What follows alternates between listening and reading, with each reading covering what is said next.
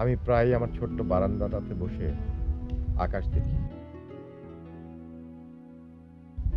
মনে আছে তুমি প্রায় তোমার একটা প্রিয় স্বপ্নের কথা বলতে,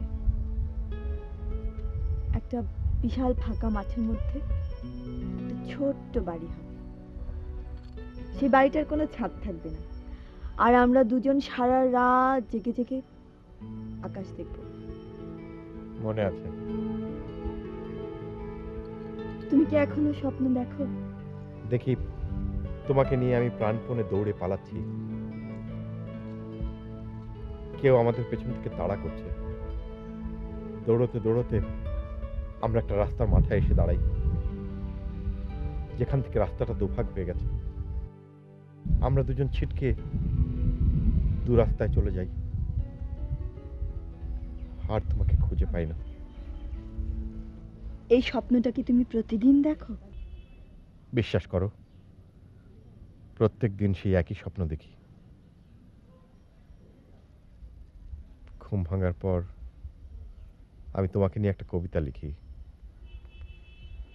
স্বপ্নটার মতো কবিতাটাও পুনরাবৃত্তিতে ভরা।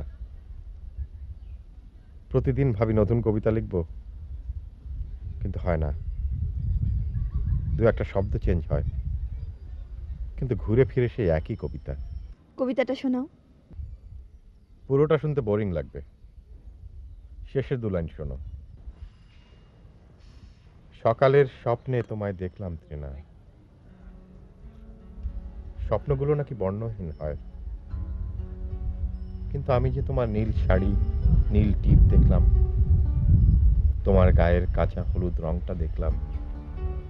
ইস, কি পচা পচা কথা। আজ যখন নীল শাড়ি নীল টিপ পরে বাসায় এলে চমকে উঠেছিলাম, মনে হচ্ছিল স্বপ্ন দেখছি। এখন কি মনে হচ্ছে স্বপ্ন দেখছো? স্বপ্নই তো, না হলে এরকম সুখের দিন কোথায় পাবো? কাল সকালে উঠে হয়তো দেখবো এটা আর একটা স্বপ্ন। চলো, কোথায়? আমরা যে লেকের পাড়ে নিয়মিত বসতাম, মনে আছে? সেই লেকের পানিতে পা ডুবিয়ে দুজন বসে থাকতাম। চলো। বলো তো এই লেকটার নাম কি?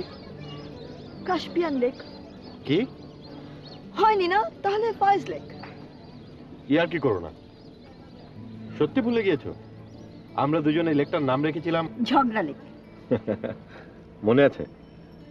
যখনই কোনো সুন্দর সময় কাটানোর পরিকল্পনা করে আমরা এখানে আসতাম, তখনই আমাদের মধ্যে বেঁধে যেত তুমুল ঝগড়া।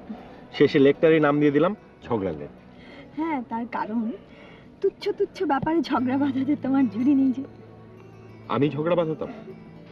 তা নয় তো কি, তোমার মতো এরকম ঝগড়াটে স্বভাবের পুরুষ আমি কোথাও দেখি। আমি ঝগড়াটে স্বভাবের? তাই তো, তুমি শুধু ঝগড়াটে স্বভাবের না, তুমি হচ্ছ টাহা ঝগড়াবাজ। সাবধানে কথা বলবে ত্রিনা। ঝগড়াবাজ মানে? আমি কি একা একা ঝগড়া করতাম? তাছাড়া ঝগড়ার ইস্যুগুলো আমদানি করতো কে? তুমি। আমি? অবশ্যই তুমি। আর তুমি? তুমি যে আমার সাথে ঝগড়া বাঁধিয়ে আমাকে কাঁদিয়ে এখান থেকে একা একা চলে যেতে।